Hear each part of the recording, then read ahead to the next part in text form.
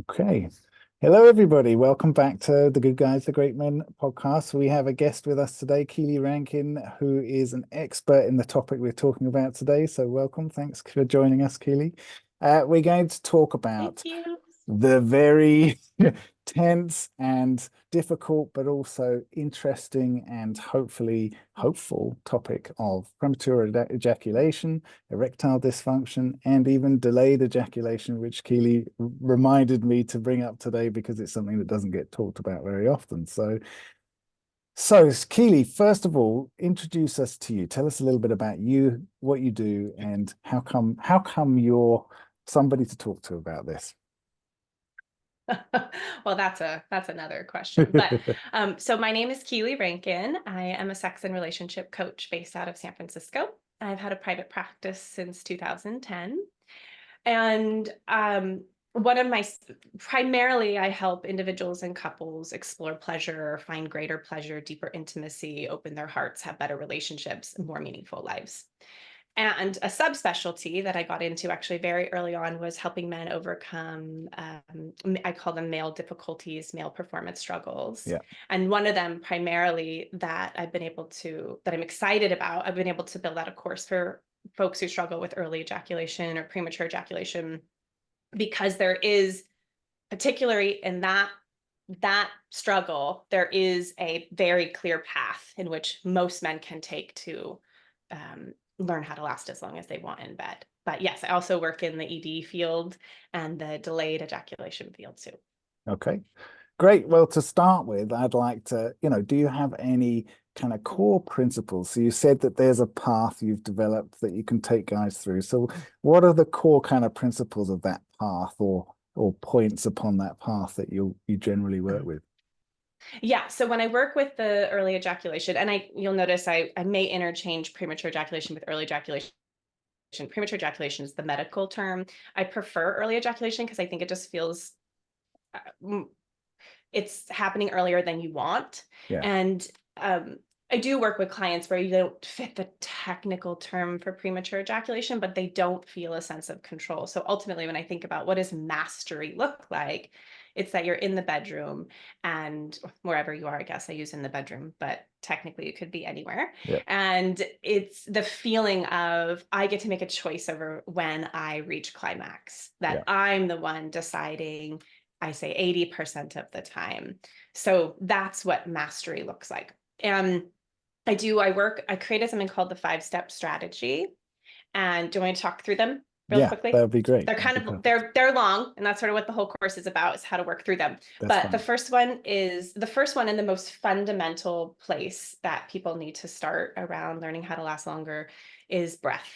Breath is the most important part in learning how to control and actually be in your body and be in pleasure. So this expands out beyond folks who struggle with early ejaculation. Yeah.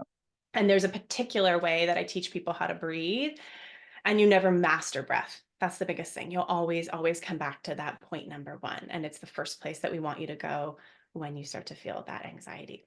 Yeah. The second place is learning um, actually where you are in I call it an anxiety curve and an arousal curve. So it's like as the anxiety starts to build in the body, or as the arousal starts to build in the body, oftentimes anxiety is building for men who struggle with early ejaculation. Yeah. And I could talk about them as being married together. So the second step is learning how to find out, like, where am I in my imaginary curve of 1 to 10, and then starting to be able to separate those. Yeah. The third step is what I call the anal breath. So when you're going up higher than you want on the arousal curve, you actually turn your attention into your asshole, which is something people are always like mystified when I start to use this language. But it's a particular breath that drops the energy into the back part of your body and softens everything. And when we move into orgasm, male or female, I know this is a long-winded, I told you I was giving the short version, but I'm giving it as short as I No, can. this is Um, totally fine. um, the sphincters of the asshole have to pulse. The whole pelvic floor pulses in orgasm. So when we Right. can breathe into the asshole and actually release there, you can learn how to actually drop down that arousal curve. Yeah. Okay. The the fourth spot is called learning how to surf that sweet spot. So it's learning how to surf for you. What is the highest point of arousal you can go to that doesn't create the anxiety or the jumping that can happen into the orgasm? And it's being able to go back and forth using that anal breath up and down and back and forth. And that's really where that control piece comes from. Yep. And then the fifth step is learning how to spread the erotic energy through the body. So it means like your cock is the pleasure center of your body. The most amount of pleasure is going to come from there. There's nerves, it's meant to be pleasurable. And the idea is, can we move that through the whole system and feel what else is pleasurable in there? So that as you move into orgasm, the whole body comes with you. And I really talk about early ejaculation is about men who struggle with early ejaculation are missing out on pleasure. It is about the partner, and most partners, some more or less care, but there's a great majority of being able to be in the arousal and in your actual pleasure that is missed when you're quickly shooting through, or you have all this anxiety as you move through, and then you orgasm, and the shame and disappointment and judgment comes barreling onto that, adds to the lack of fun that it Yeah. could be, and it's meant to be.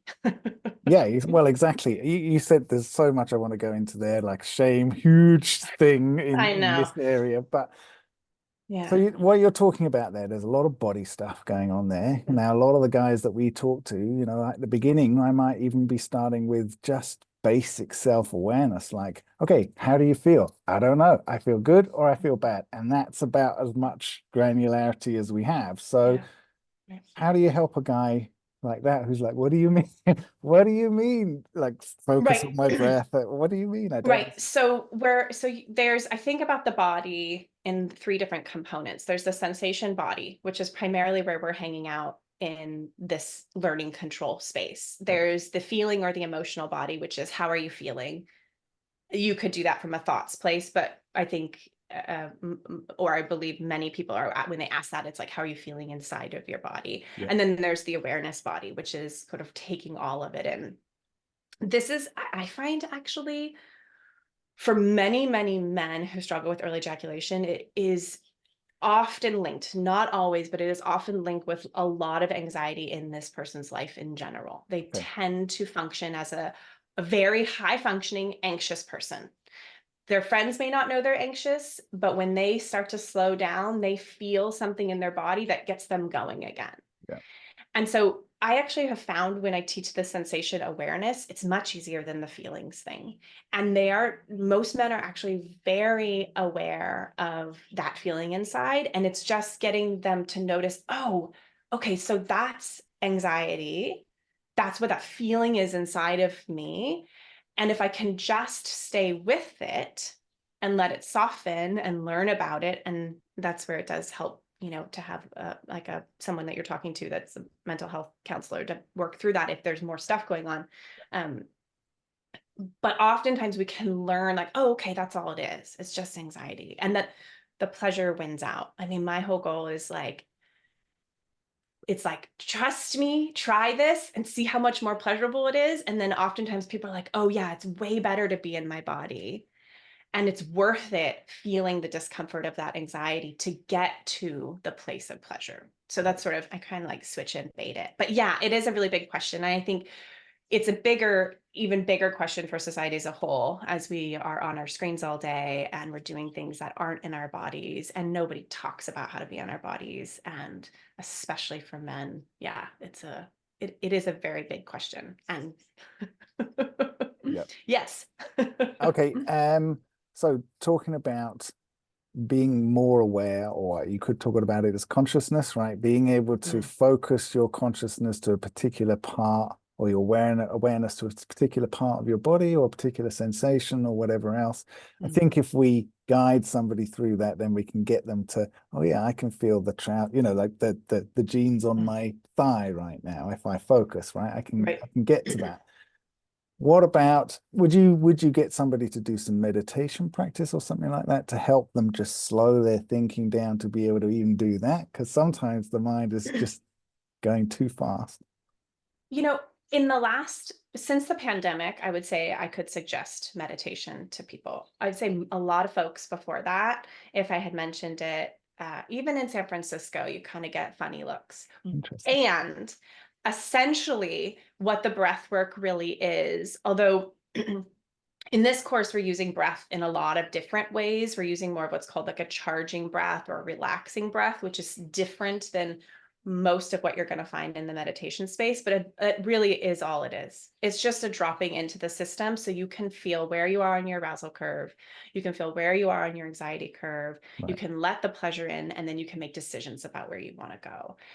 And what's so true for men who struggle with early ejaculation is that time and time again, when I can get people to start to ask themselves questions and feel into what's actually happening in their body as they go up the arousal curve, that anxiety is just, I talk about it as like married to the arousal. So anytime you go over this imaginary curve on the scale from 1 to 10, 9 being the point of no return, 10 being orgasm, Yeah. 4 being the point where you can penetrate, when we get over a 5 on the anxiety curve, and it's married to the arousal, so you're at a 5 on the arousal curve, which is just the point where you would be beginning to penetrate, because you actually want to penetrate at around a 4. So you would drop yourself back down to a 4. But if right as you get in, you're already at a 5 on anxiety, you start to head into the fight or flight, freeze, fawn response, which is the nervous system reaction to trauma, essentially. Yeah. And then there's nowhere to go from there for the body. Like the body is doing the best it can to get out of the situation, which is to orgasm, because the nervous system is saying something is wrong here. We're on red alert.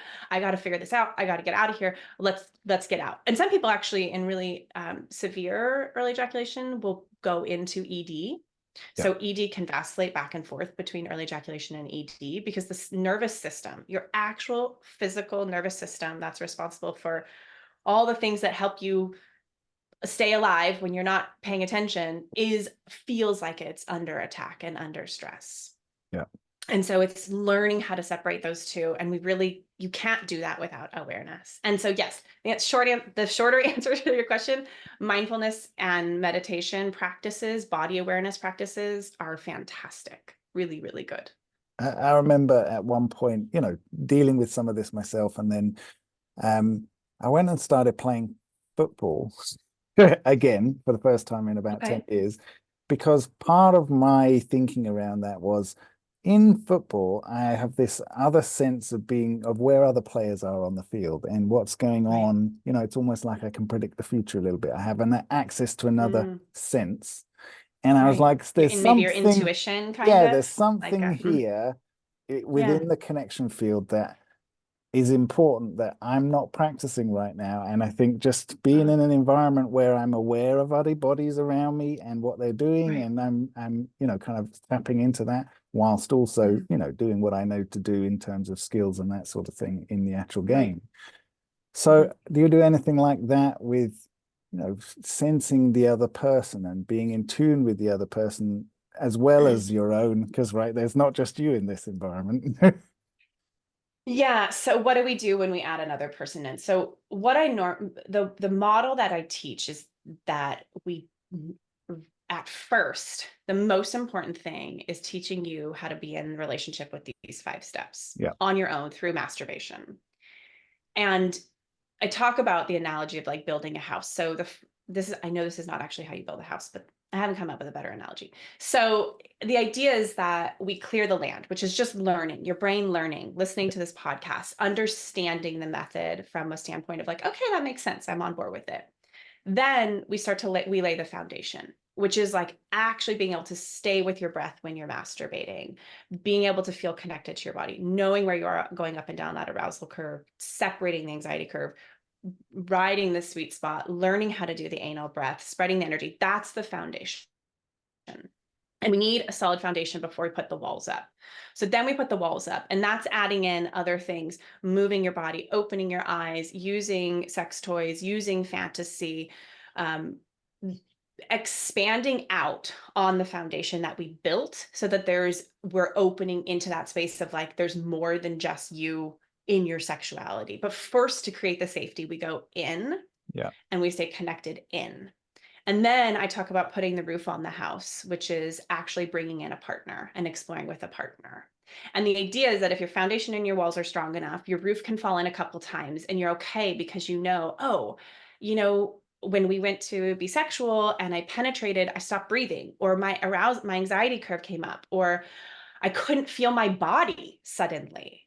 Um, and so it helps to make sense of when you're with a partner, which is what every man, primarily heterosexual man, is wanting, to be able to be with their partner and to feel confident and sexy, and like their partner is loving this and they're just giving them this great experience and they're having this great experience together. There is so many other components that do come in to being able to stay connected to someone, but the idea is that we don't want your control issue or your struggle in your relationship with control to be the contributing factor that's making things more complicated. Yeah. Because when we start to go into now the question of like, how do you connect with another person, there's a lot of other pieces that can come in there, but we want to have the ejaculation stuff under control, tabled somewhere else, so that you can actually come into what does it mean to start to do the back and forth in connection with going out, coming back, that is required with good sex, Yeah. in my opinion.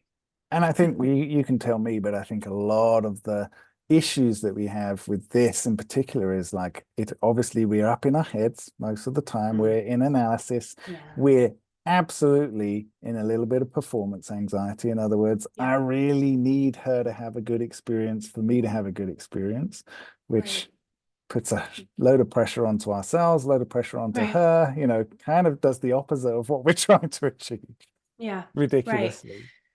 I have so much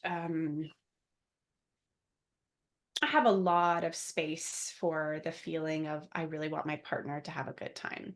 And I at the core of that is such a beautiful want. Yeah.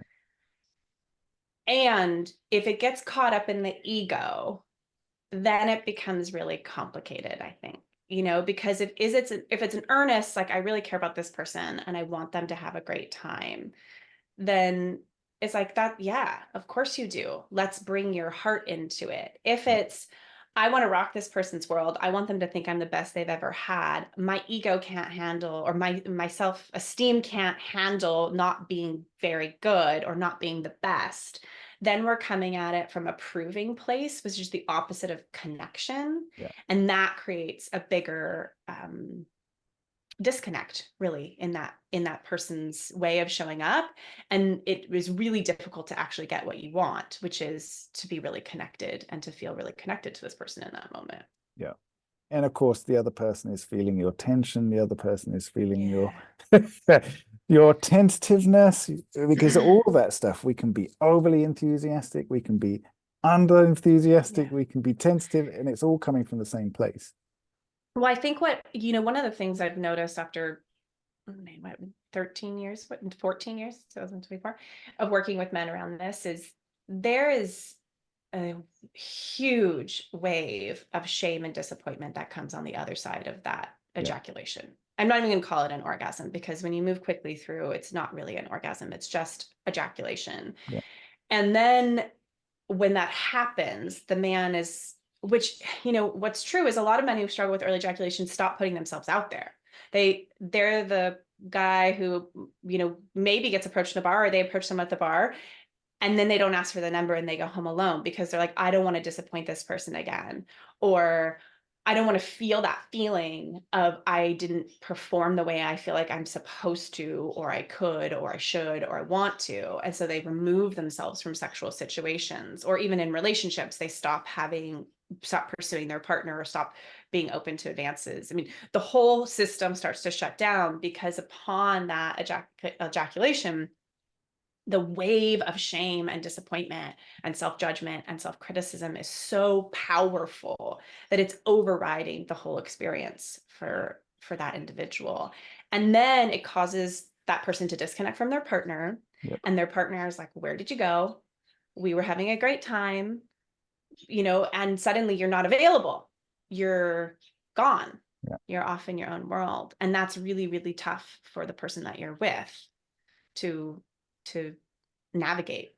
Yeah. Actually. One of the things that women tell me they appreciate or enjoy the most when having intimacy, having sex, being connected physically, whatever, whatever version we're talking about here, is that he's enjoying himself, right? Right. That's a big turn on, Yeah. that he's enjoying himself. And so I'm Yeah, often of saying to course. guys, look, don't worry about how long it lasts, or Mm. like the timing or the achievements or anything Yeah. like that. Can you actually enjoy yourself and let the other person know that you're enjoying yourself? So like, make a noise, don't just be Oh silent. gosh, getting men to make a noise is real tough. I have a 3-step process to move my clients through making noises, and sometimes that takes 6 months.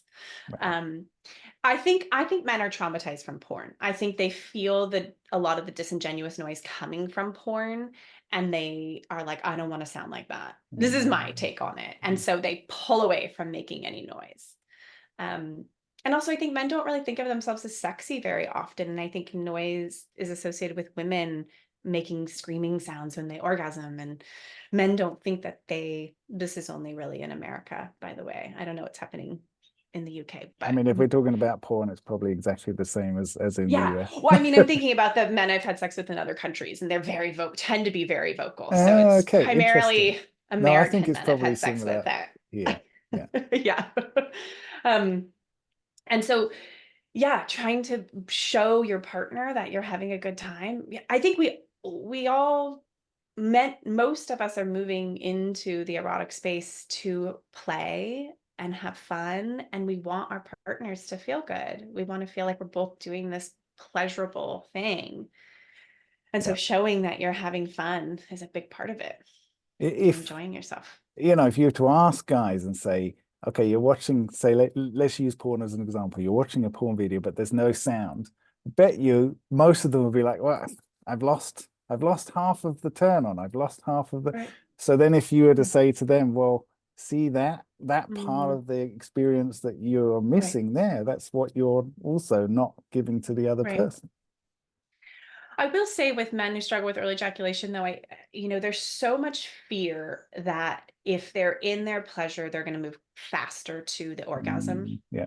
And so I think that there's this, and there's even this terrible advice, like think about your grandma or think about baseball, which is again taking you Cabbages. out of Yeah. your body and away. It's the opposite of what I feel like is actually going to move you to a place where you're going to have real pleasure. And there's this fear of like, if I move towards my pleasure, it's going to make me orgasm faster. And that's the myth that my whole model is dispelling. And that's when I wanted to dispel for all men. It's like pleasure is not the issue. It's your relationship with how you're holding arousal in your body. And it's what's coming along with your arousal and the attachment of anxiety. And that's what we really want to separate. We want to celebrate pleasure. I often use like the phrasing as like, as the arousal is coming into your body, as you're feeling your arousal moving up, we want to imagine it's like your best friend just showed up at the door and you're welcoming them in for a dinner party. How are we that excited of like, oh, you're here. Great. I'm so happy you're here. And that's the feeling we want in the body as the arousal is moving through. Yeah.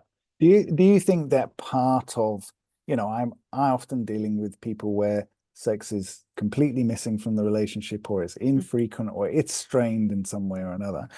Do you think that that men have that view that this is so important, I have to get this right. If I want more of this, then like I have to Mm. make this the best possible thing. And again, pressure, stress. It's not about pleasure. It's definitely not about pleasure. It's about proving and getting somebody Right. to want. Again, it's trying to achieve some kind of outcome or getting somebody to want Mm. something more. Yeah, one of the worst conditions for a man who's struggling with early ejaculation is to add the on top of that the anxiety of I don't think my partner really wants this. It doesn't happen very frequently. um, if I don't do this right, then she's not going to want to be with me for a long time. Or I only have this one time window Yeah. once a month, once every 6 months. I mean, that is a really tough psychological space to overcome. It is, it just is. I mean, I think we just have to acknowledge that. Yeah. And, it, I mean, that sounds more like a couple's struggle that would want to be worked through. And that being said, I'm thinking about a client that I worked with many years ago. This was a couple of years ago now, but him and his wife were in a really complicated place. They were struggling, and their relationship hung on, and they kept working through it. And he kept working on his early ejaculation because he was like, this is an issue with whoever I end up being with. I've Yeah. got to overcome this. And this was an issue in my marriage. So they weren't intimate for 2 years. And he wrote me because he's like, you're never going to believe what happened. We've been working on our stuff. We were intimate last night, and I lasted as long as I wanted. And we had a great sexual experience for the first time ever in our couple and ever in my life. Wow. And that was without any touch with her for 2 years. And that was he's like, I was religious about following this way of practicing with my body and being with my body.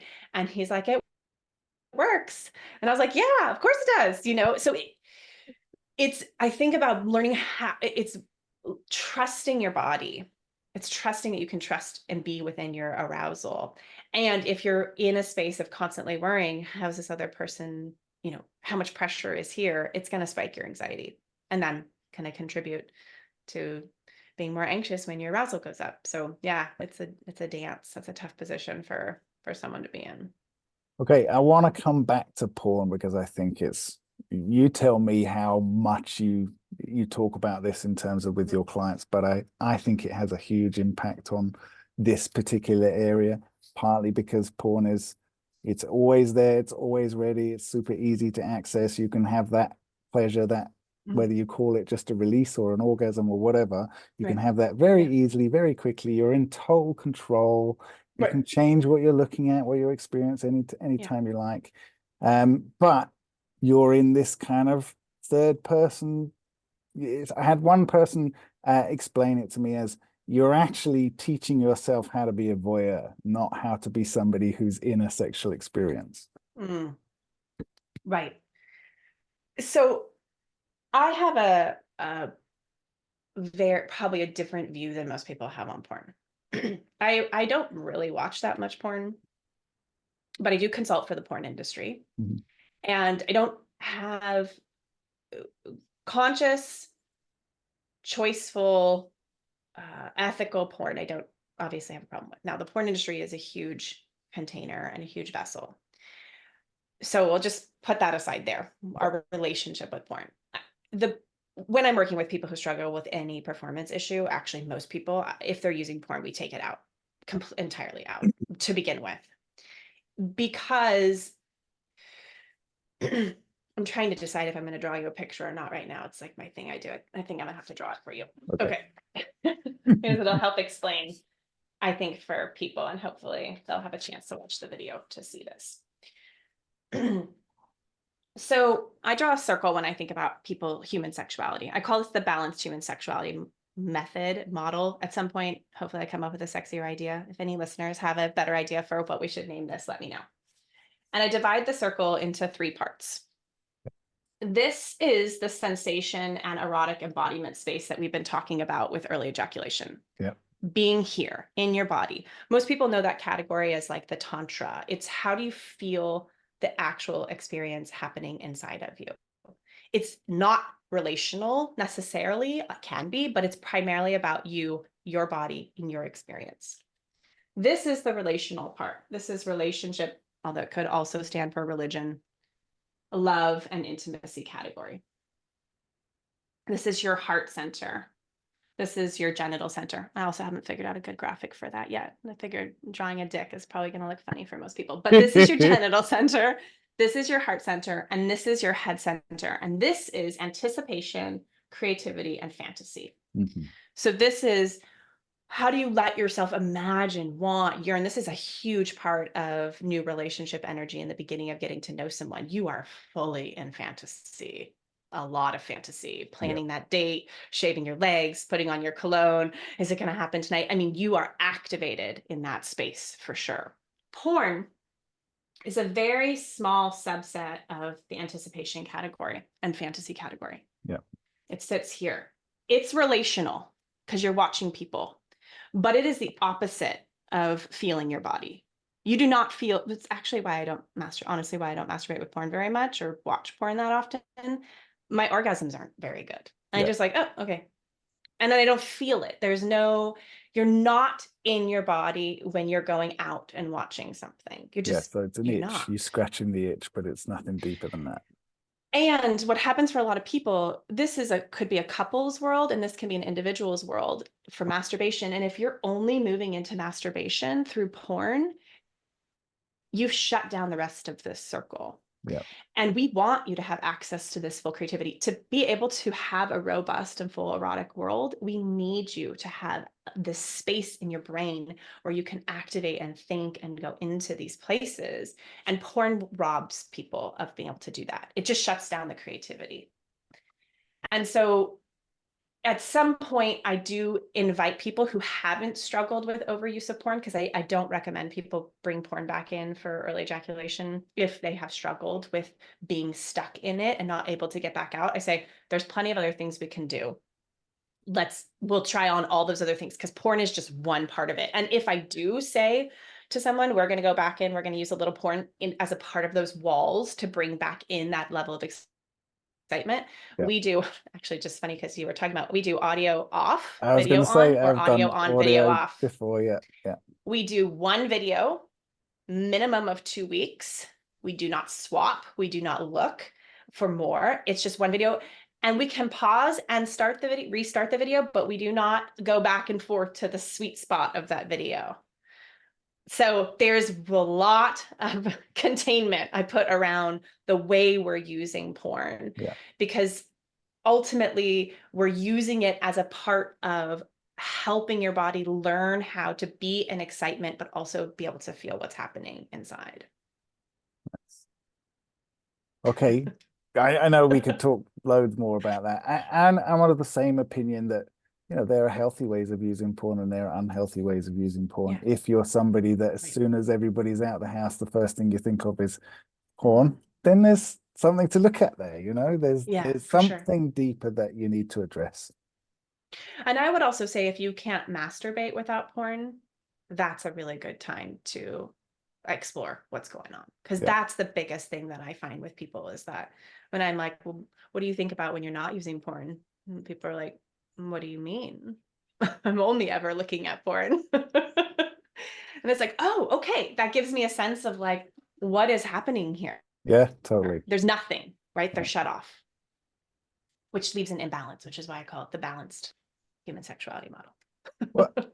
What's the difference between guys who go through your program and have amazing, fantastic results and guys who go through your program and struggle to have those same results? What would you say is the key difference between the two of them? Is one of them that they need to go off and maybe do some therapy work and there's some deeper stuff there, or?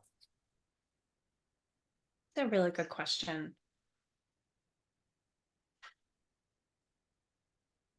I think what happens is this isn't everybody, of course. And there's a lot of different reasons why this might not work for somebody. One, it might just be online courses don't work for you and you need a more Totally. personalized. Yeah. Bought it in a fit Right. of must fix this and then never looked at it. And I think what's true about our world right now is we want a quick fix. And this is not that. It's just not. There are some people I've worked with where like 2-3 weeks in, they've got it and they're off. And like, it was just like one little thing that they were missing in the connection with their arousal, and they figure it out, and then like smooth sailing. What's true is a lot of the men that I work with have spent their lives struggling with this, and it feels really pressing. Like people come when like their marriage is on the rocks, or a lot of things in their life have shut down and they want results really fast, like a pill would give you. I take a pill and my ED goes away. And this takes time. It takes time, and it takes building a relationship with your body, which can be really challenging for people. A challenge could be if there's trauma.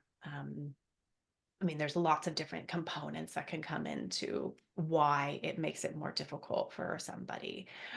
And of the people that I've worked with in person, I've not worked with a client that hasn't been able to overcome this. I mean, I had a client, he'd moved home. We worked together for like 3 or 4 years. And I remember he just like stopped participating in life. He was devastated by what was happening in his sexual world, and was starting to get more and more shut in. And we were a year into working together, and things were not moving. They were not. And I said to him, I said, what if this is just the way you are the rest of your life? What if this is just what happens for you when you move into your arousal? And I'm like, then what? Now what? And interestingly enough, a month after that conversation, we started seeing progress, Okay. started feeling movement. There was something about accepting himself as he was that allowed him to his body to something to soften in his body. And we worked together for, I think it was about 3.5, 4 years when we wrapped up our work together. And last email I got from him, he wasn't really looking for a serious relationship. So he was having multiple relationships and having a great time. And he was like loving it. And he was having these great experiences with women, because suddenly he actually had all this knowledge about sex now from going through this process that made him almost like a sex expert. Yeah, And totally. he's like leading women on these beautiful experiences. And yeah, so I think it's hard to feel like if you're not making progress, that you're broken. You're the one person that's broken. You're the Yeah. one person that's not going to be able to do this. I think that's a really, especially for the guys that we're working with, in relationship strife, that's a Mm, really interesting thing. We're often talking to them about, well, insecurities and, kind of roller coaster of emotions and how they're mm, creating that experience through their perception of what's mm. going on. But Right, also they kind of lose that belief in their own value, their own mhm. worthiness to be even loved by somebody, but they Oh also yeah. lose any value, any sexual value. Like you ask them, Mm, okay, what do you think do you have a sexual value? What is it that you right. have to offer? And that they Mm, can't answer that question. And yeah. so it's interesting to me, and this is a kind of a tricky situation to be in, but Mm, I would encourage a guy to work with, obviously somebody like me who's working with guys all like this all the time, but to work with somebody like you specifically just to grow their own knowledge and understanding and mm, have more value in themselves about right. sexuality and that kind of physical connection and intimacy and closeness in that realm, so that they Mm, can actually feel like they have something to offer. mhm. Right. I mean, men predominantly, I think heterosexual men feel like they have to make the experience for their partner. There's this idea like like being the dominant, being the aggressor, being the one doing the seduction, the one initiating, moving things along. It kind of goes back to your question of like it's not happening very often. What do you do? Yeah,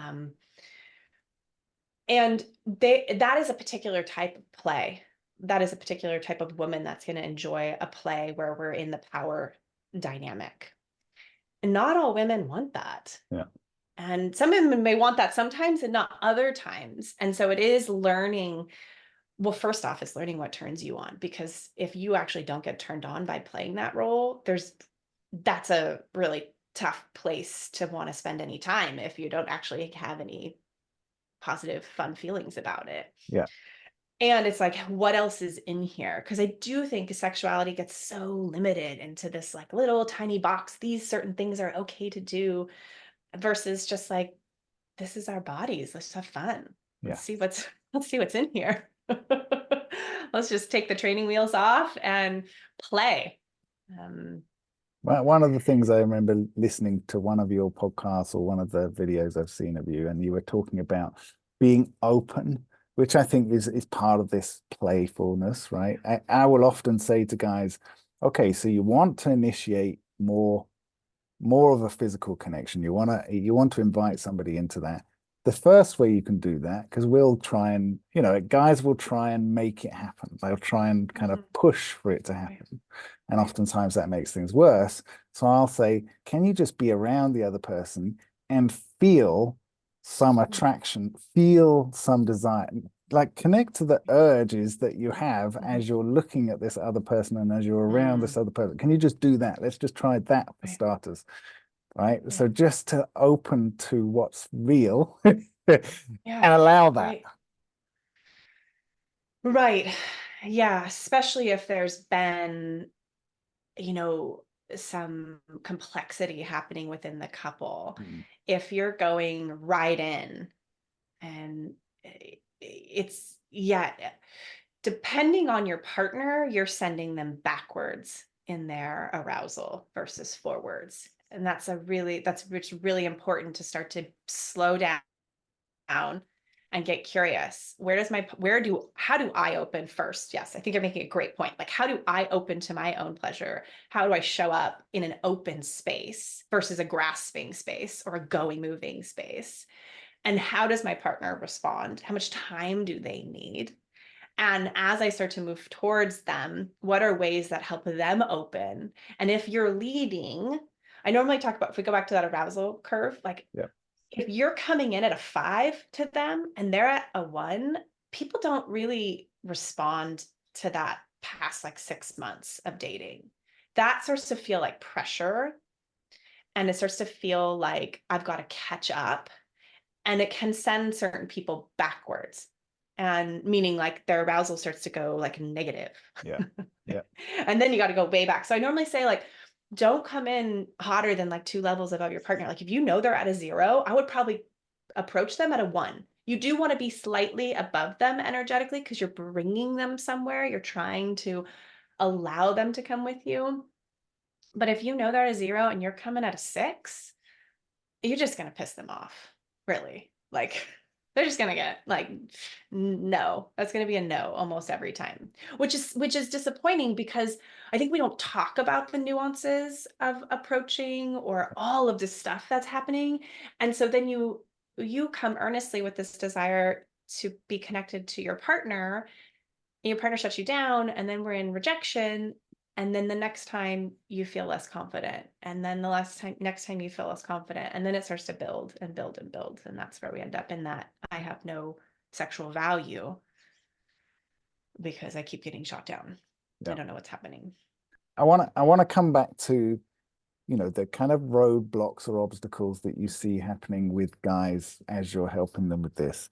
One of the things that I've seen really help is like a genuine connection between when you're actually with somebody, a genuine Yeah. connection. And the way that's really helped a lot of guys with that is to get them to set a standard for themselves.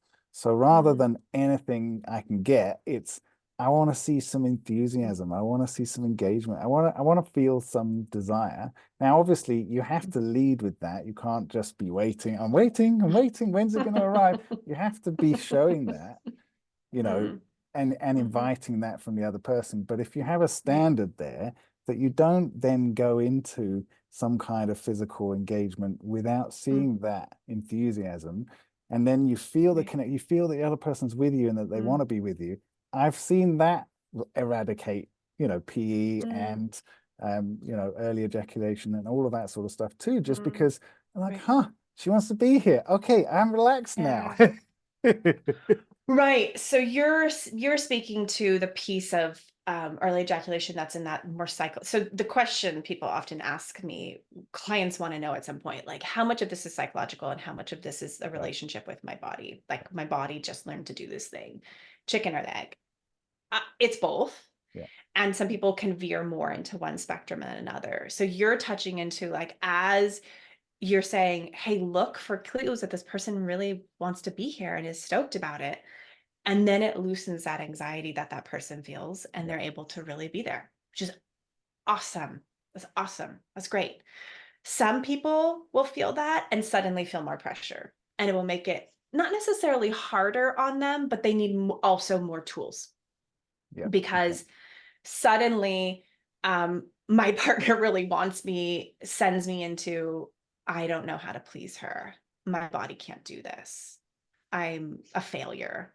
Yeah. Um, but I think what you're, and if we can keep people out of the compensated self, um, there in that is this in the moment, staying in the moment versus getting caught in the storyline of I can't last. Because again, that repetitive, once you get there and the body knows, oh, when I get here, I don't last very long. So suddenly I'm going to come really quickly. Again, it is partially the body memory, and it also is a storyline that's running in your head, a movie that's running in the head. And so if we're swapping that out for, I'm going to check and see, where is she? Where Yeah. is she?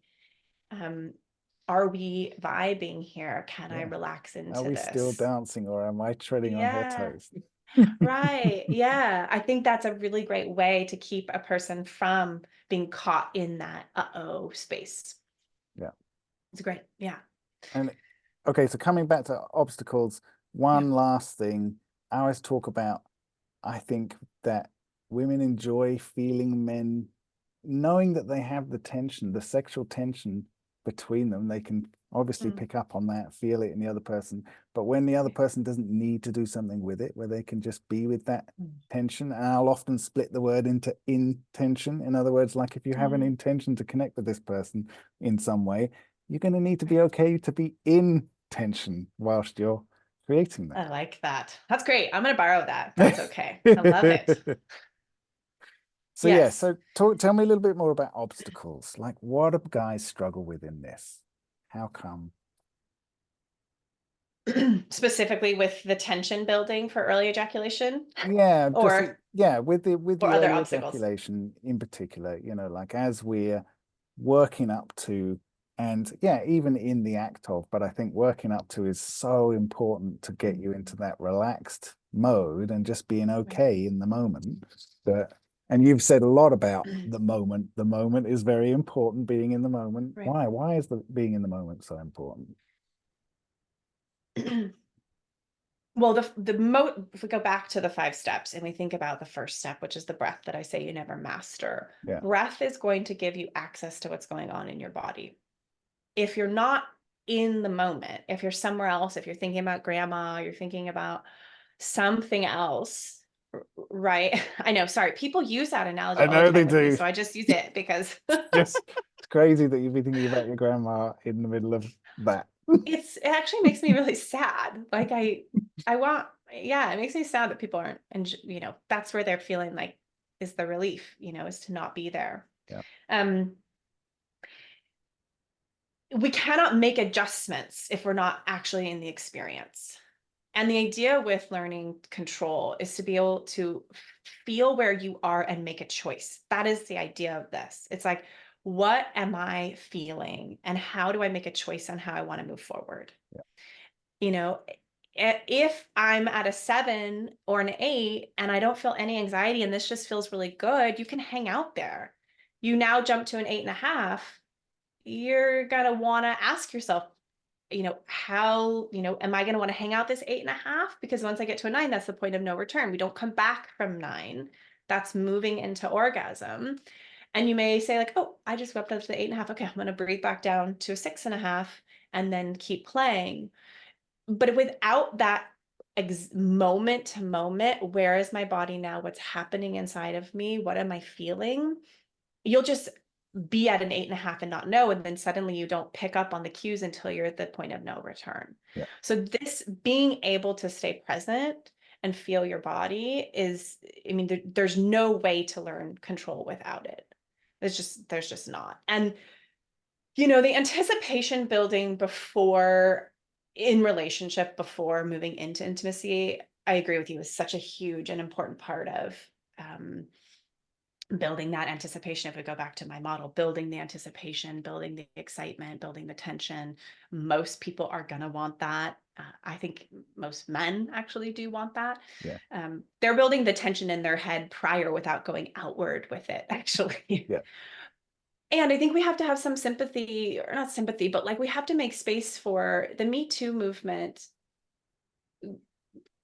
I think for some men created oh no, I don't want to be that guy. I don't want anyone to think I'm perpetrating on them. I don't want to be a perpetrator. I don't want to make people, I really genuinely don't want to make people uncomfortable. I mean, that's what my clients say. They're like, I genuinely don't want to make anyone, especially a woman, feel uncomfortable. And so there is a withholding of erotic energy. Yeah. And there's a now, I think we have to talk about rebalancing because there were men who were perpetrating for, thousands of years, putting things on women. And there are still men who do that.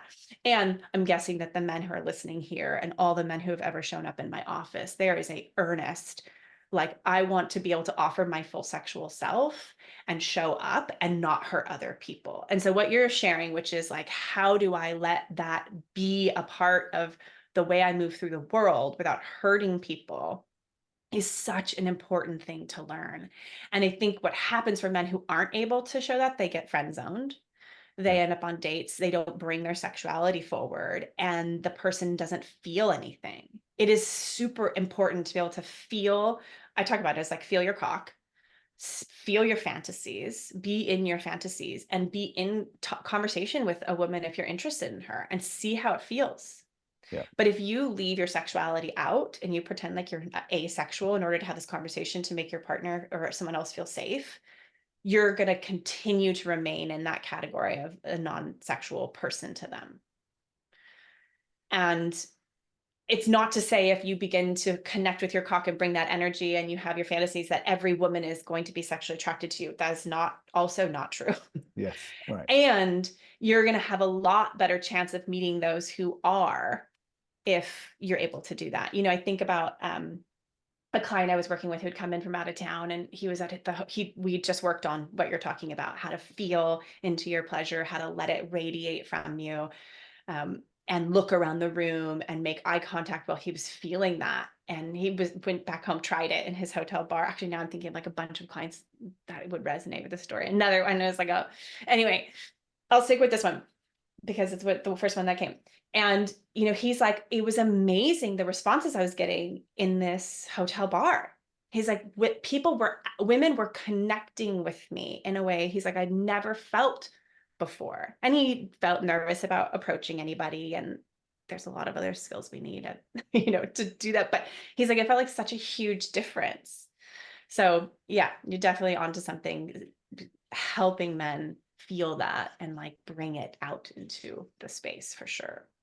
So if you were to, yeah, because this is interesting, because you work with men in this area, but you also work with couples, and I Yeah. presume you work with some women individually as well, right? So Okay.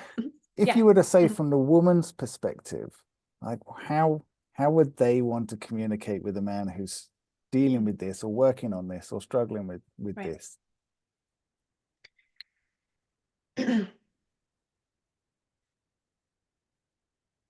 So every woman is very different, and different women have different experiences with being approached. I remember a couple years ago, I was with a friend. We were at a bar, and there was a lot of really beautiful women around. It was with a male friend, and I was like, "This is such great space. I'm going to ask some of these women how they would want to be approached, because like I have so many of these, male single clients, and I want to understand." And we approached these women. The one who was the most two women, one who was the most boisterous was really kind of awful. Like basically, she wasn't available for being approached. Like there was no space there. And the other one had a little bit more space, but this other one was so vocal that the other one kind of pulled back a little bit. And so I think what's true, and I'm very much a realist. What's true is some women are not available Yeah. to be approached in real life. And that doesn't have anything to do with you and what you're offering. But that is really hard when that's the first person that you're trying this out on. Well, and I would So, agree with that in terms of in a marriage, long-term marriage too. Like, yeah. you know, if you're so needing somebody to be accepting of an invitation or an approach or an initiation or Mhm. whatever else, versus it's an invitation. You get to say yes or Yeah. no. It's not going to Yeah. affect whether I invite you again. Like, okay, if you've been in that situation for 10 years, then there's probably a conversation you need to have to like really get. Oh gosh. Yeah. Relationships are so complicated. People are so interesting and fascinating. And the dry approach when there's been no sex for 10 years doesn't typically work, because there's a lot of conversations and a lot of resentment and a lot of other things that need to go on. And, you know, I normally say try this out if you're in a space where you have contact with other people. Like actually try it out more like in lines at coffee shops with Yep. people. Like try out the eye contact energy before we try out any cold approaches. Try out just saying hi to people you find attractive first and see how that goes. Because the cold approach is really tough. This is for folks who are dating. Couples, yeah, couples are just really, it's really complicated to go into because everyone is so different depending what's going on in the couple. You'd have to know specifically about that dynamic. Sometimes it's as simple as you're just not approaching me at the right time. Sometimes it's as I'm mad at you because you're always mean to me. You don't pay attention to me. You only pay attention to me. I was like, I mean, there's so many things that we could go down in that Yep. rabbit Yep. hole of. And in general, like if you haven't been having sex, channeling that energy and trying to approach your partner after many, many years of not being connected is most likely not going to be that helpful. People probably don't want to hear that, but more if you're trying to bring back something, touch can be helpful. Not sexual touch, just I love you, I'm here with you, a hand on for 3 seconds, someone's arm or back, nothing directly genital related Mhm. for a couple of weeks, and then some conversations. How are we feeling about us? What's going on here between us? And being open to having those conversations. Going back to something I must have said something about openness. Like the openness there is hugely important in long-term relationships. Can we hear feedback? Can we stay open? Can we continue to listen? Can we get out of our own way and be in a relationship with someone in an open way?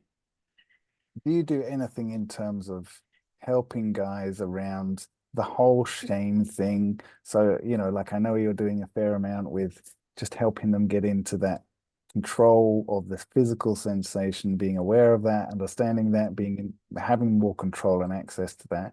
What about if they just keep going back Mm. into the mental? Yeah, so that's where we get a little bit more into the therapy space, Yeah. processing, looking at, talking about, opening up, creating relationship with shame. Oftentimes it means going back into childhood and processing things that happened in childhood, ways in which they were shamed or learned about shame, ways in which they witnessed shame. Um, and for some people, like you spoke about, like some of people are more in the psychological ED space and they need less of the exploring, learning, schools, tool building, skill building with their body, and that more space of like, how do I feel about myself as a sexual being? And what guilt or shame am I carrying around about my unworthiness or unsexiness or just in general not welcoming my pleasure. My pleasure is wrong or bad. It's going to hurt people. There's no space for it. Body shame comes in here. My size, my look, my color, how much hair I have or don't have. I mean, there's so many components, not even just your cock that was specifically cock related, but it could be other parts of the body. I mean, the places in which humans choose to shame themselves is endless. Right. Well, and it's all And comparison, right? It's all either I compare myself with some other person who does this better than me, or this perfect version of me who does everything right, which is yeah, both of them are nonsense because neither of them are right, true. right, right. Yeah, shame is such an interesting. My mentor used to say shame is the most difficult emotion to move through, work through, explore, understand, because shame inherently is very secretive, and it's so sneaky that you can hide the shame from yourself, and it's because it's so secretive. Inherently, you don't want to talk about it. So it's like there's just this underlying thing and you don't know what it is and you don't know what is happening. And it can be really helpful for a professional to say, like, I wonder if you're feeling shame. And sometimes it can be like, oh, that's what it is. Like I know sometimes when I'm doing my own personal work, like I catch myself and I actually ask myself because I know how sneaky shame is. I'm like, is this shame right here? If I can't figure out exactly what's going on. And a lot of times it is. A Yeah. lot of times it's like, oh, that's what's in here. Shame. Okay, here it is. And the right? path, I think oftentimes the path to the confidence or the peace or the alignment that you really want is by following the shame. Because if you, Mm, you've got to actually follow it to be able to get to, right, that's why I'm feeling this way because I'm thinking about it in this way. right, Oh, now I understand it. right. I can let go of it. Yeah, right, right, right. Let go of it, or at least when you're there, acknowledge that you're there. Yeah. Oh, okay, this is here. Okay, now what do I want to do? What could I do that's different? And sometimes you can, and sometimes you can't. Sometimes you're stuck in a shame spiral and you can't get out of it. And that's just where you are. And you show yourself grace and compassion. And that's where, the meditation space is really, really helpful, because there is a lot of energy going into what does it mean to have self-compassion. And that can be really, really helpful for folks who struggle with shame.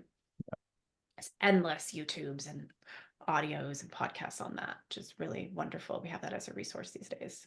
So you said you talked earlier about acceptance. And I've said before, I think the reason why men find, it's not the only reason, but I think it's a big reason why they find intercourse is so powerful is because it's the place where they feel really, truly, fully accepted by the other person. Mm, Like you've had to let me physically inside you. And so that's an right. incredibly vulnerable thing. You must trust me.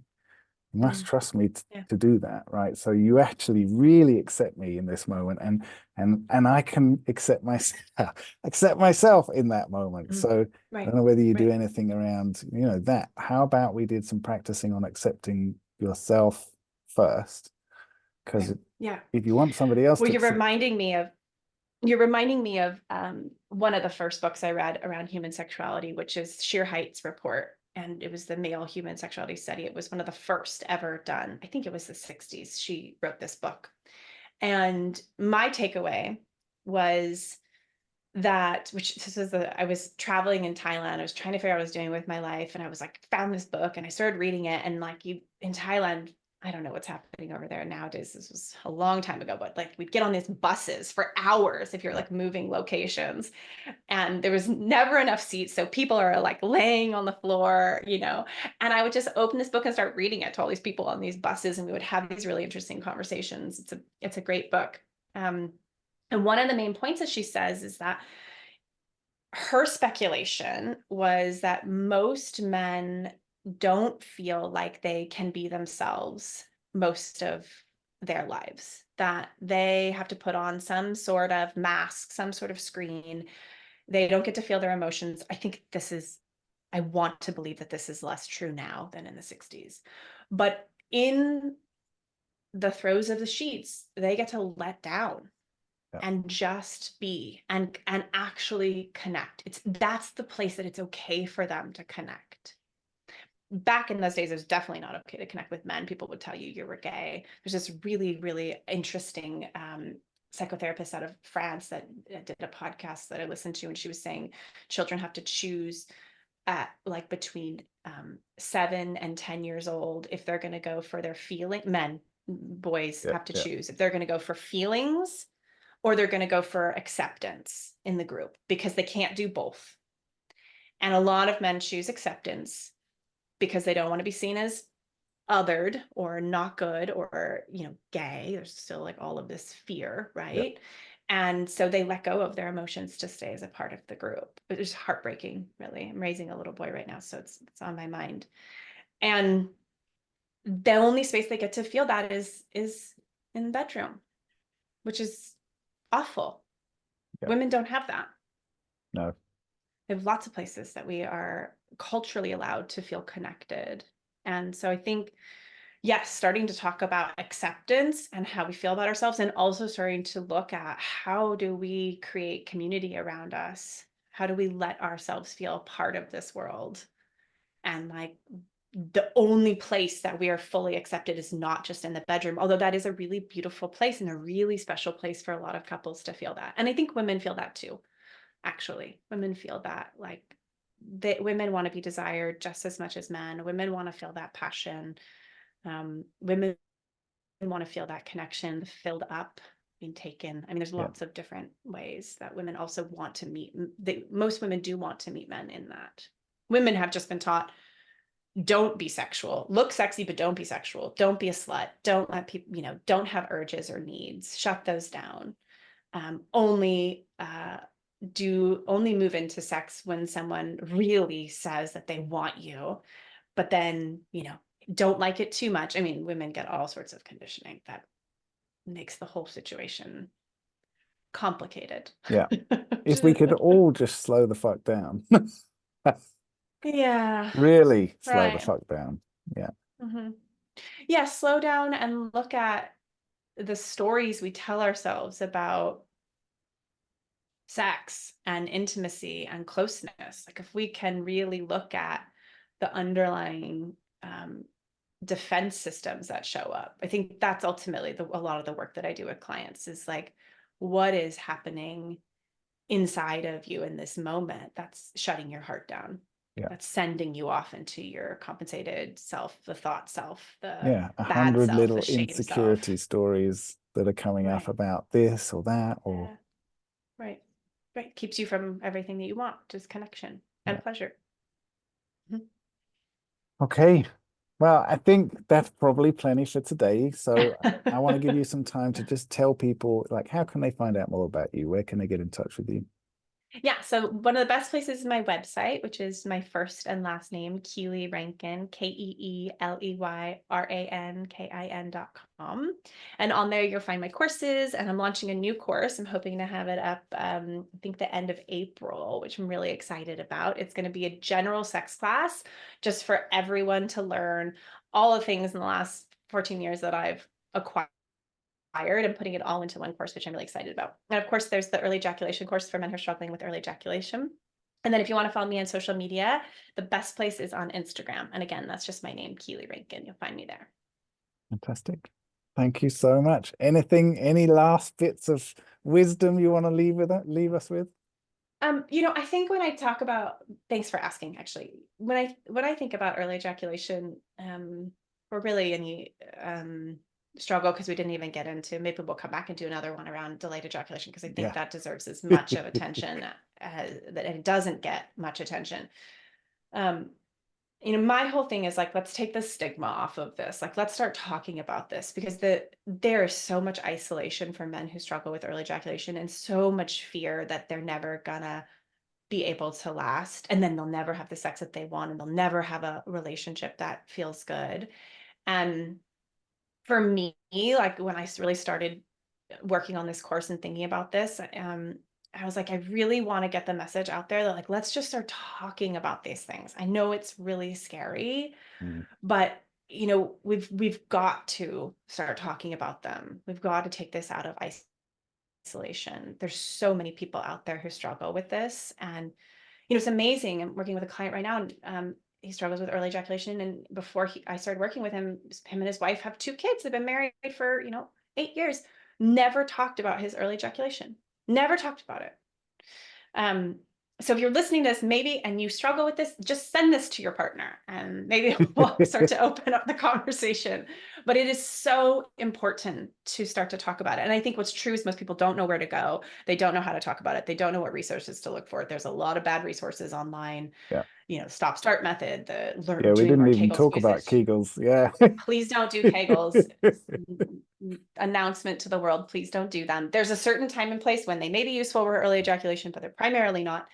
And yeah, it's just hard to know that you're going to be okay. And people, I think, predominantly don't want to explore something if they feel like they can't fix it. So you can fix it. And let's just take a deep breath and start talking about things that are hard to talk about. Thank you so much. It's been a You're pleasure. very welcome. It's been so fun to chat with you.